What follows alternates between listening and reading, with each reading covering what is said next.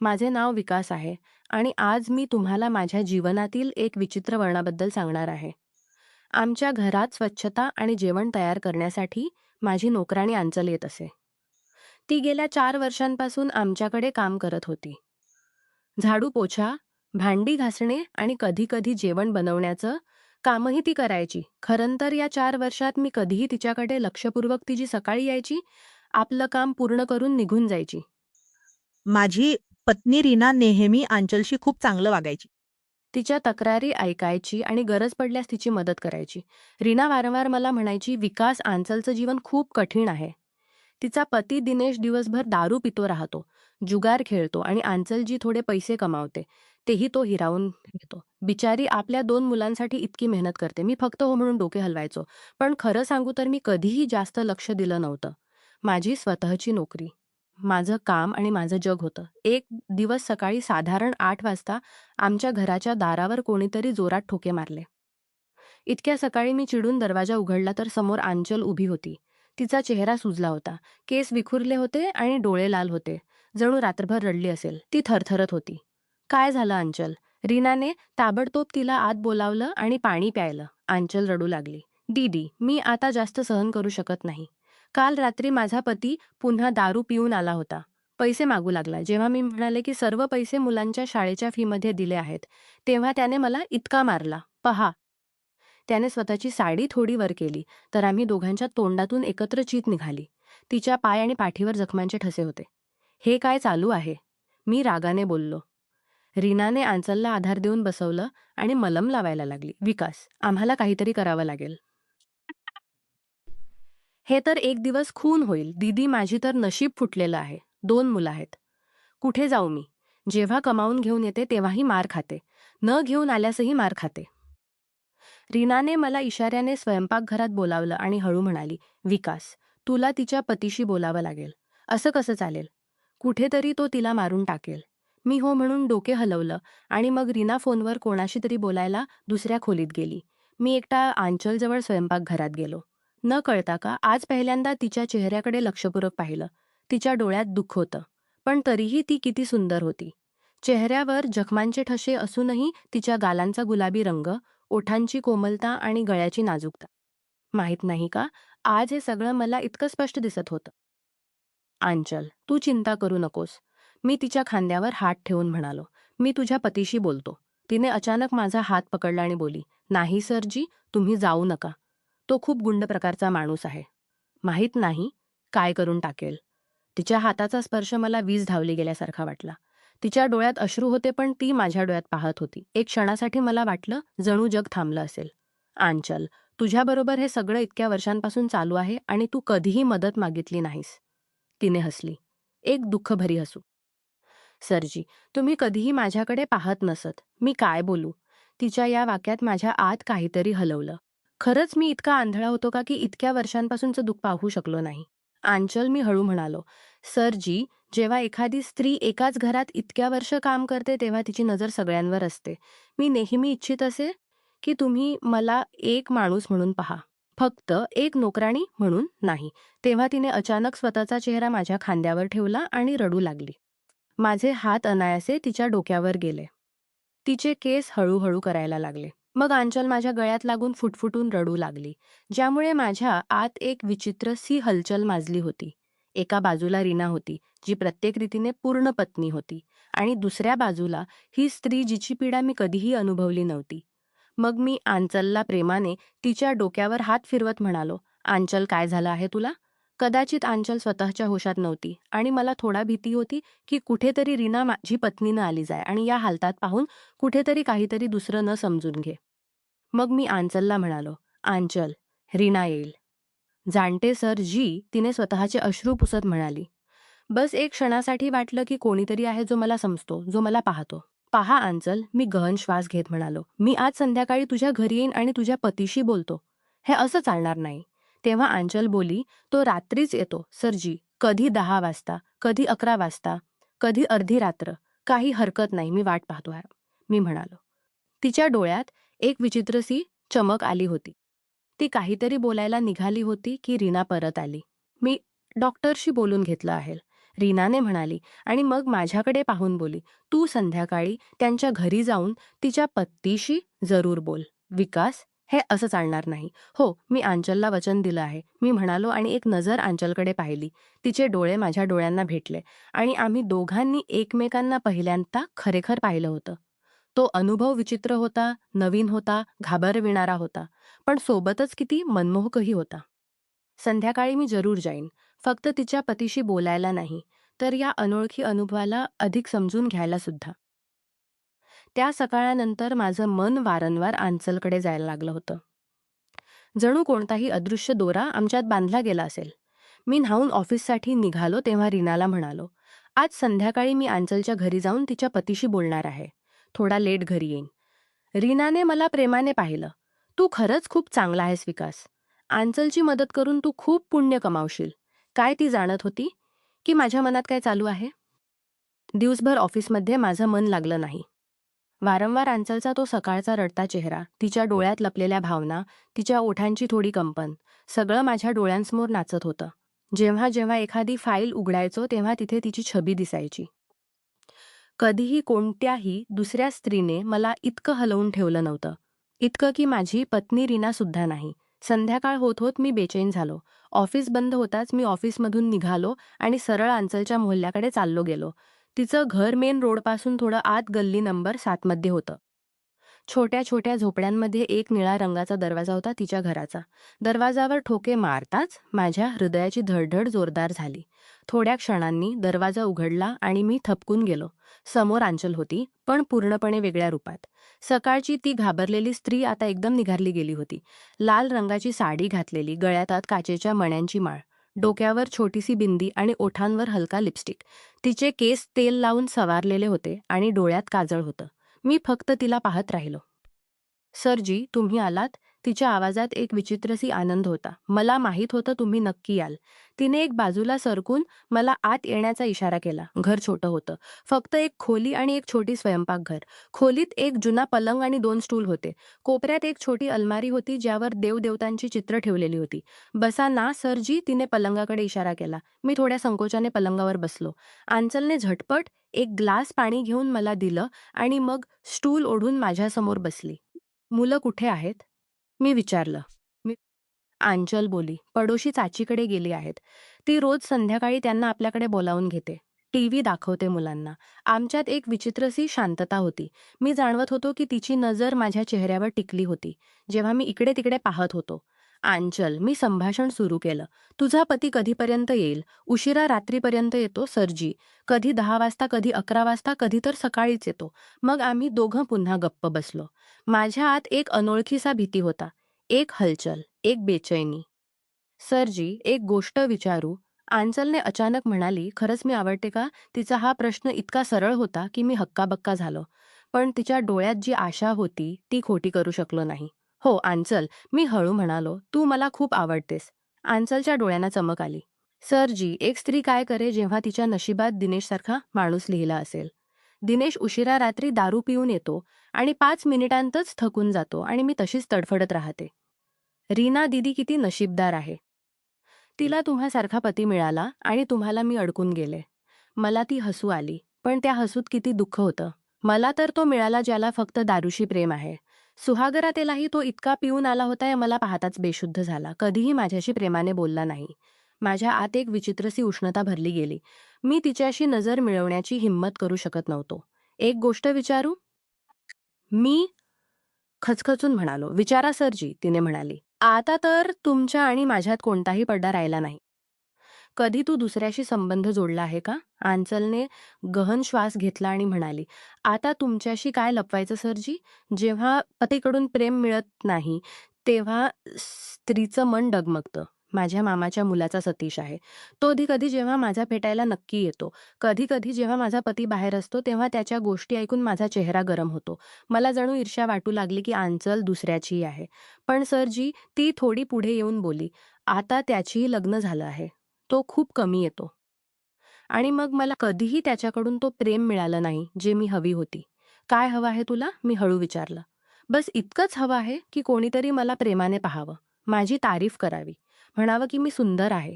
मला अनुभव द्यावा की मी फक्त काम करणारी स्त्री नाही. आंचलचे डोळे खाली गेले.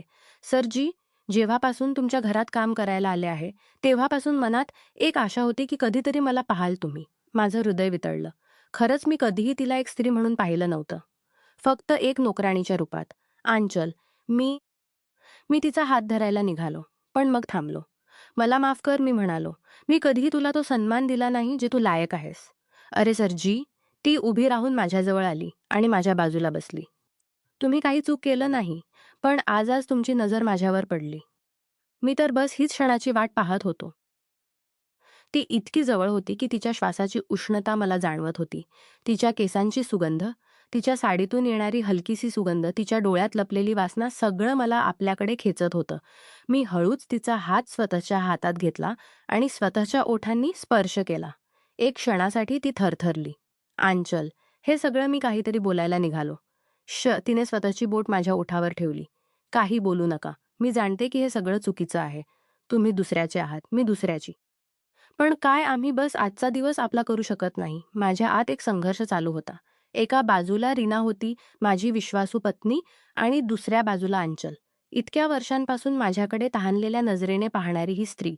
तेव्हा माझ्या आत काहीतरी जागं झालं.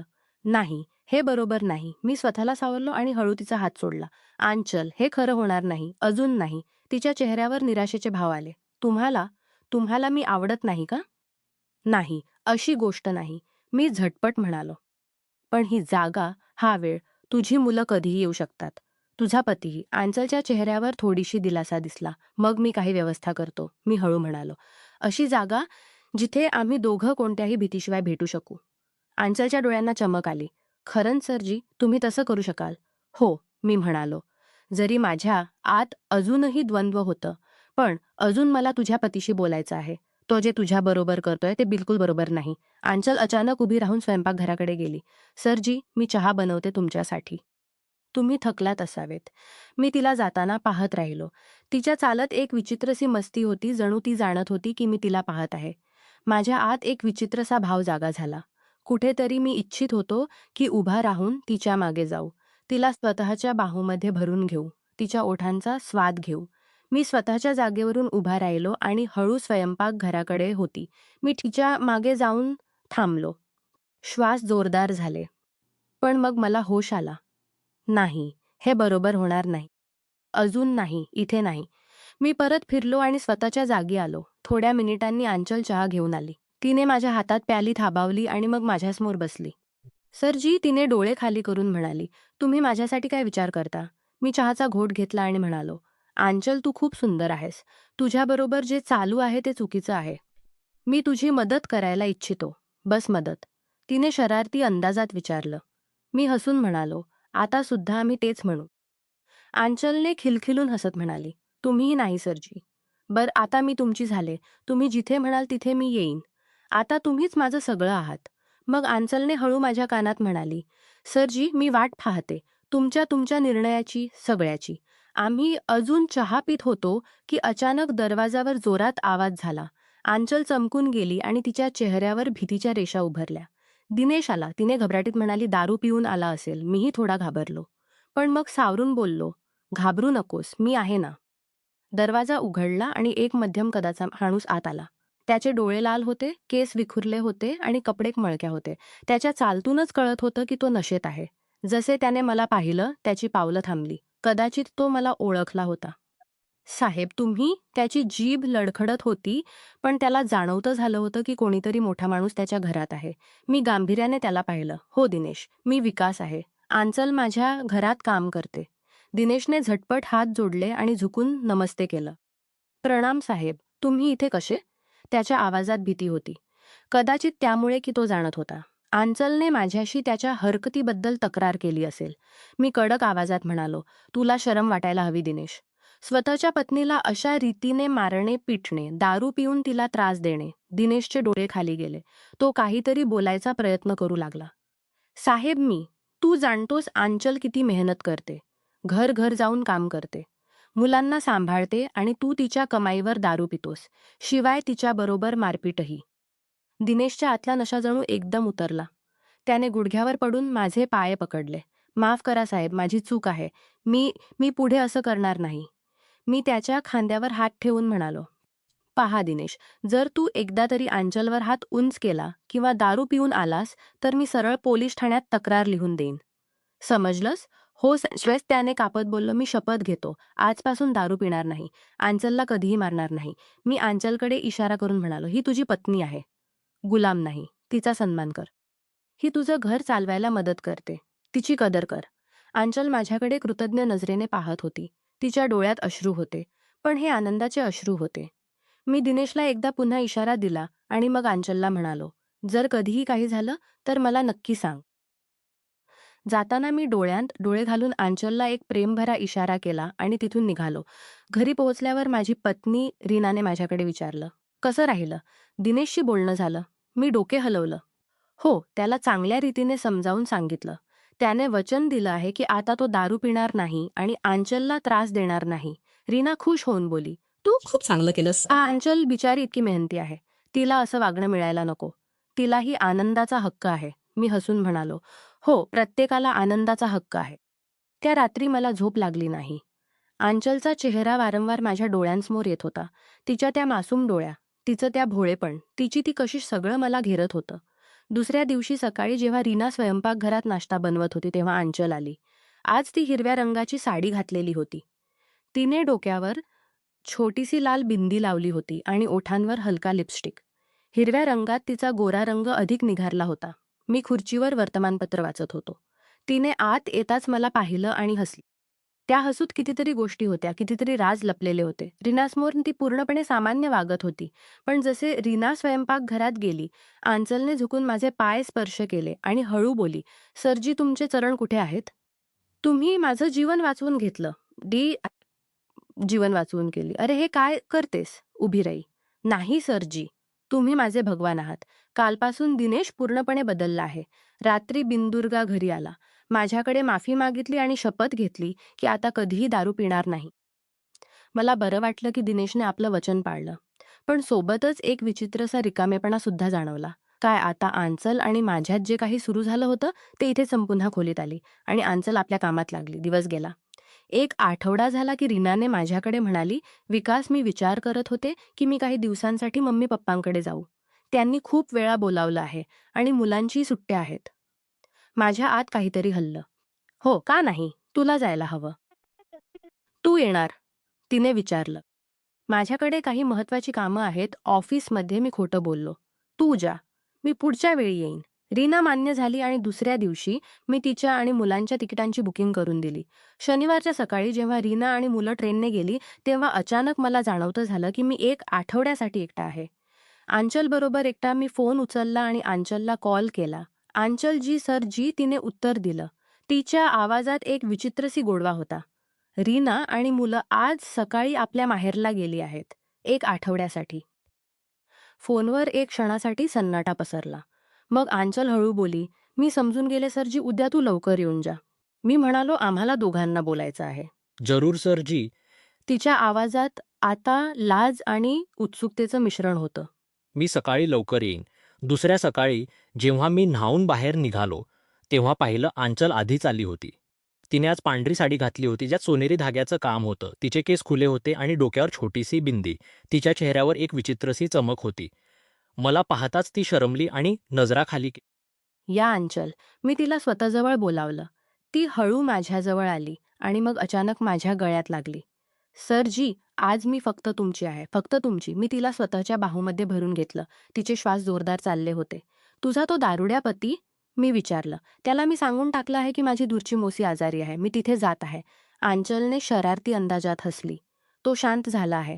जेव्हापासून तुम्ही त्याला घाबरवून टाकलं. आता तो काही बोलत नाही. मी तिच्या डोक्यावर एक प्रेमळ चुंबन घेतलं. आंचल, तू जाणतेस हे बरोबर नाही. मग तेव्हा आंचल बोली, प्रेम कधीही चुकीचं नसतं सरजी. तिने माझ्या डोळ्यात पाहत म्हणाली, आजपासून मी तुमची आहे. पूर्ण रीतीने, ज्या रीतीने तुम्हाला हवी असेल.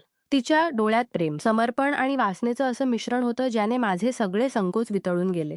मी तिला स्वतःच्या बाहूमध्ये उचललं आणि बेडरूमकडे ते चाललो गेलो. पुढच्या दिवसात आम्ही अनेक वेळा भेटलो आणि आमचा संबंध अधिक दाट झाला. पण जेव्हा रीना परत आली तेव्हा माझ्या मनात नेहमी एक भारी अपराधभाव राहिला. आंचलच्या जीवनात शांतता आली होती. दिनेशने आपलं वचन निभावलं होतं आणि तिच्याशी चांगलं वागत होता. पण माझ्या आणि आंचलच्या या गुप्त संबंधाने मला एक गोष्ट शिकवली की जीवनात कधीकधी एक छोटीशी करुणा आणि मदतीची इच्छा आम्हाला अशा अनोळखी वाटांवर नेते जिथून परत येणं खूप कठीण होतं. मानवी हृदयाच्या भावना कधीकधी सीमा ओलांडून जातात आणि त्याचे परिणाम संपूर्ण आयुष्यभर राहतात. आपल्याला आपल्या निर्णयांच्या परिणामांसोबत जगावं लागतं.